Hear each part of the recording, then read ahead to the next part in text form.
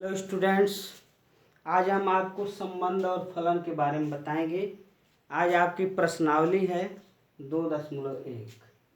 पहला प्रश्न है, यदि x/3 + 1 y-2/3 = 5/3 1/3 तो x तथा y ज्ञात कीजिए। आपको इक्वलिटी ऑफ ऑर्डर्ड पेयर्स क्रमित युग्मों की समानता प्रीवियस वीडियो में बता चुके हैं। ये दो क्रमित युग्म समान होते हैं। ध्यान सुनिए, ये दो क्रमित युग्म यदि आपस में क्या हैं, समान हैं, इफ एंड ओनली इफ, देखिए इसको बोलते हैं इफ एंड ओनली इफ, यदि और केवल यदि। यह बोथ इम्प्लीकेशन को इंगित करता है। यदि यह इसके लिए सत्य है तो रिवर्स में भी क्या होगा, इसके लिए सत्य होगा।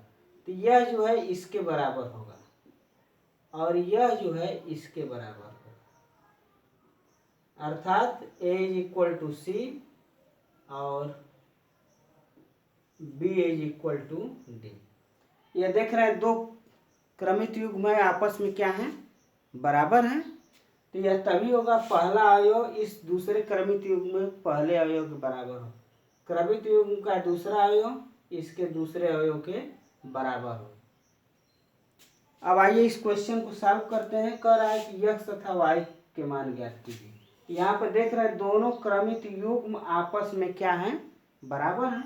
तो यह जो है इसके बराबर हो जाएगा, तो इसके अकॉर्डिंग हो जाएगा x/3 + 1 = 5/3। अब इसको आप पक्षांतर करेंगे, x/3 = 5/3 - 1। इसको सॉल्व करेंगे तो x/3 = 5 - 3/3, या इसको लिख सकते हैं x/3 = आप लिखेंगे 2/3, या इसको लिख सकते हैं x = 2। अब आइए दूसरा पार्ट। अब x का मान आपको ज्ञात हो गया, ऐसे ही दूसरा जो है दूसरे के बराबर होगा। यह जो है इसके बराबर होगा, तो हो जाएगा y - 2/3 = 1/3। पक्षांतर कर दीजिए तो 1/3 + 2/3 y = अब देखिए दोनों के हर समान है, अंशों को जोड़ देंगे तो 1/2/3 y = क्या हो जाएगा 3/3, तो y = क्या हो जाएगा 1 हो जाएगा। यही आपका क्या होगा, आंसर होगा। तो यही कह रहा है कि दो क्रमित युग्म आपको बराबर दे दिया, तो कह रहा है कि x तथा y के मान ज्ञात कीजिए। तो आप क्रमित युग्मों की समानता पढ़े हैं कि यदि दो क्रमित युग्म समान होंगे तो पहला अवयव पहले अवयव के बराबर होगा और दूसरा अवयव दूसरे अवयव क्या होगा, बराबर होगा। तो यही पूछ रहा है कि x तथा y के मान ज्ञात कीजिए। तो x का मान 2 हो जाएगा और y का मान क्या हो जाएगा, 1 हो जाएगा। यही हमारा आंसर है। दूसरा क्वेश्चन है, यदि समुच्चय A में 3 अवयव हैं तथा समुच्चय B = दिया है कर्ली ब्रैकेट में मझले कोष्ठक में 3, 4, 5, तो एक कार्टेशियन प्रोडक्ट B में अवयवों की संख्या ज्ञात कीजिए। इसको एक कार्तीय गुणनफल B पढ़ते हैं। कार्टेशियन प्रोडक्ट का हिंदी में अर्थ होता है कार्तीय गुणनफल, जिसको हम प्रीवियस वीडियो में इसको हम बता चुके हैं। अब आइए A में अवयवों की संख्या दिया है, तो गिवन क्या है, दिया है क्या, कह रहा है कि A में अवयवों की संख्या दिया है क्या है, 3 है। तो Na = 3। इसको पढ़ते हैं number of elements in A। इसको ध्यान सुनिए, इसको पढ़ते हैं number of elements in A। Hindi में अर्थ होगा A में अवयवों की संख्या। क्या दिया है, 3, नंबर 1 हो गया।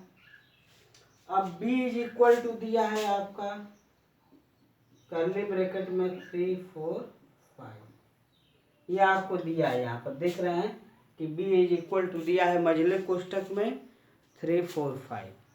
अब इसको आप लिख सकते हैं, अब इसको काउंट करिए, इसको गिनिए आप, 1 2 3। तो number of elements in B क्या हो जाएगा, 3 हो जाएगा।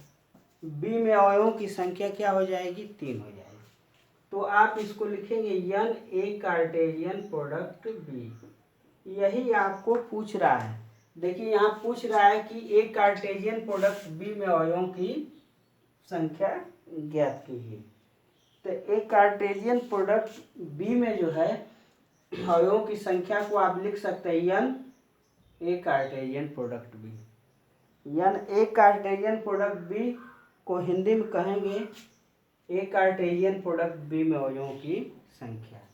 तो इसको लिखते हैं क्या, n A into n B.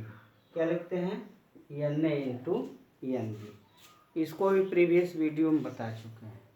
तो क्या हो जाएगा, n A Cartesian product B. इसका अर्थ हुआ दैट इज, देखिए यह मैथमेटिकल सिंबल है, इसका दैट इज का अर्थ होता है अर्थात। इसका मतलब हो गया ए कार्टेशियन प्रोडक्ट बी में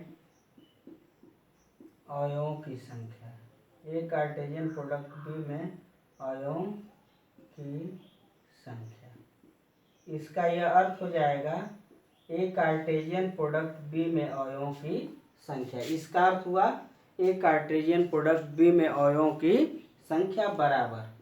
अब यहाँ पर n ए में अवयवों की संख्या क्या है, 3 गुणे बी में अवयवों की संख्या क्या है, 3। इसी को लिख सकते हैं क्या, 9। तो ए कार्टेशियन प्रोडक्ट बी में अवयवों की संख्या क्वेश्चन पूछ रहा है, ज्ञात कीजिए। तो ए कार्टेशियन प्रोडक्ट बी में अवयवों की संख्या क्या होगी, 9 हो जाएगी।